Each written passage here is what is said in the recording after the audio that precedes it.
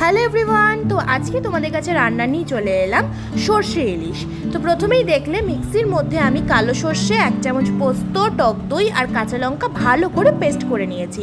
তারপর ইলিশ মাছের মধ্যে দিয়ে দিলাম 1 চামচের মতো হলুদ গুঁড়ো, স্বাদ মতো নুন, আর এদিকে দই, পোস্ত, সর্ষের পেস্টটা দিয়ে দিলাম আমি বেশ কিছুটা সর্ষের তেল আর একটু সামান্য চিনি দিয়ে সমস্ত উপকরণের সাথে মাছটা ভালো করে মাখিয়ে নেব।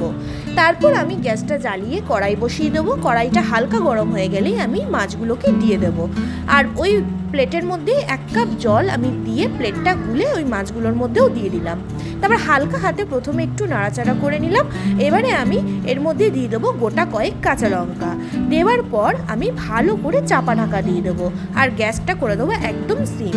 তো তারপর লো ফ্লেমে গ্যাসটা করে আমি 15 থেকে 20 মিনিট মতো হতে দিয়েছিলাম।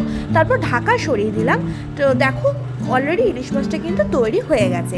এবারে ভালো করে হালকা করে নাড়িয়ে নিয়ে ঠিক নামানোর আগে কাঁচা সর্ষের তেল ছড়িয়ে দিলে রেডি হয়ে গেল সর্ষে ইলিশ।